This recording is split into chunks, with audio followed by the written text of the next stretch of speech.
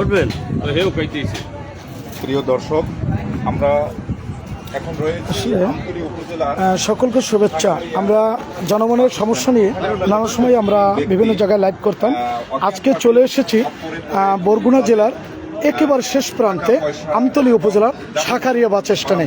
এখানে আমরা তিনটি ব্যক্তির দেখলাম যে এই আসন্ন ঈদ উল ফিতর উপলক্ষে অজ্ঞান প্রার্থীর খপ্পরে পড়ে সর্বস্ব নিঃস্ব হারিয়েছেন। আসলে আপনি কি বলতে পারবেন আপনার বাড়ি কোথায়? এই যে তিনটি ব্যক্তি এখানে আছে। ভোলা, আপনি বলতে পারবেন কিছু? বাড়ি কই দর্শক?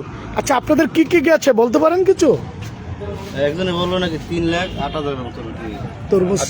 আমরা জানবো আসলে এখানে স্থানীয় যারা আছেন এই বাস স্ট্যান্ডে তাদের কাছে জানবো যে আসলে এই তিন ব্যক্তি আসলে কিভাবে কি অজ্ঞান পার্টির খপ্পরে পড়লেন। তরমুজ ক্রয় করার উদ্দেশ্যে মনে হয় তারা আসছিল এবং তাদের কাছ থেকে যে টাকা নিয়েছে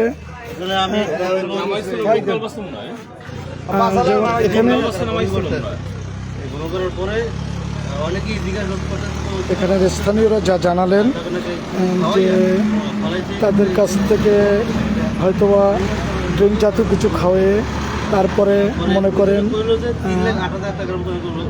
3,08,000 টাকা তরমুজ ক্রয় করার উদ্দেশ্যে আমতলীতে আসছিলেন। সেই পথের মধ্যে তাদের গাড়িতে এবং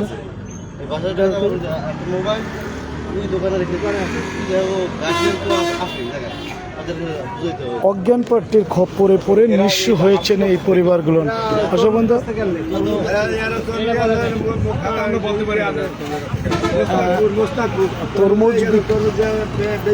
তরমুজ আসার পথে এই ঘটনা ঘটছে।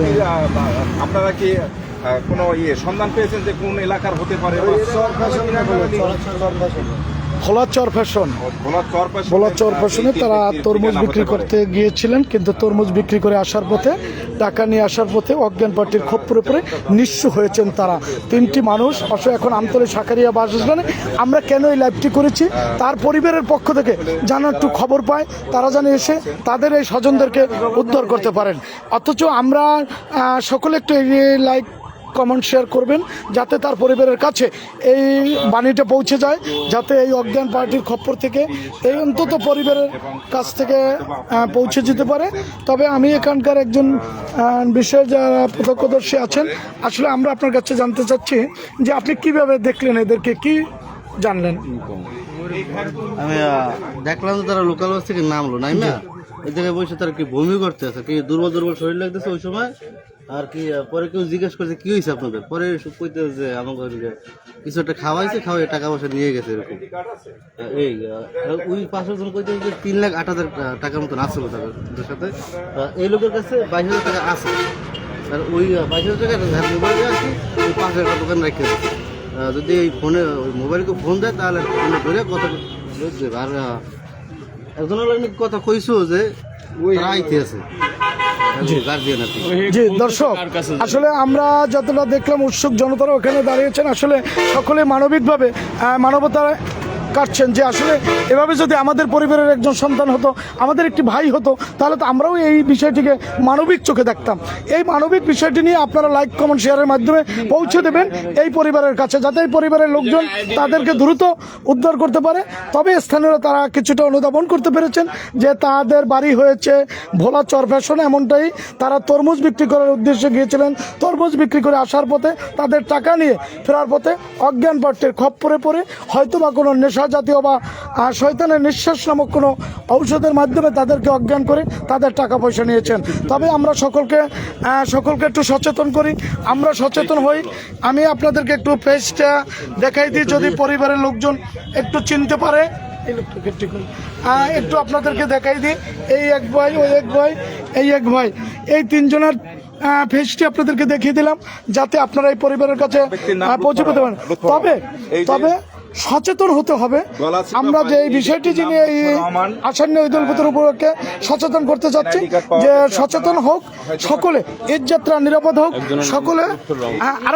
একজনের নাম পরিচয় জানতে পেরেছি, নাম হয়েছে লুৎফর রহমান, তাদের একটি আইডি কার্ডে। তবে সবাই ঈদ যাত্রায় সচেতন হয়।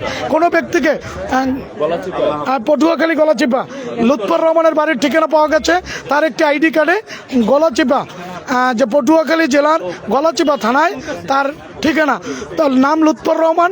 যদি কেউ চিনে থাকেন দ্রুত সাকারিয়া বাস স্ট্যান্ড থেকে তাদেরকে উদ্ধার করবেন, উদ্ধার করে নিয়ে যাবেন তাদেরকে চিকিৎসা করাবার জন্য। এখানকার স্থানীয় মানুষেরা অনেক সেবা যত্ন করেছেন, তাদেরকে ধরে রেখেছেন। কিন্তু এমন একটি বিষয় যে কিভাবে কি করবে, যদি কিছু ঘটে যায় কে নেবে এই দায়ভার, এমন প্রশ্ন অনেকে কাছে গেলেও কাছে যাচ্ছেন না। তারপর কিছু মানবিক মানুষ আছে, তাদেরকে মাথায় পানি দেওয়া, একটু সেবা যত্ন করে যাচ্ছেন। দর্শক, এই ছিল আমাদের কাছে বরগুনা জেলার সাকারিয়া স্থান থেকে সর্বশেষ তথ্য। যারা এখানে এই মানবিক খপ্পরে পড়েছেন, যারা এই অজ্ঞান পার্টির হাতে আজকে নিঃস্ব হয়েছেন, আমরা ঈদ যাত্রায় সকলকে ধন্যবাদ জানাই। সকলে সচেতন হন, কোনো প্রেমিক, কোনো ভাই বা কোনো বন্ধুর কাছ থেকে দূরে যাবেন, কোনো খাবার খাবেন না, কোনো কিছু তা গ্রহণ করবে না, তাহলে এদের মতোই আপনাদেরও পথে বসতে হবে। সবাই ভালো থাকবেন, সুস্থ থাকবেন, আল্লাহ হাফেজ।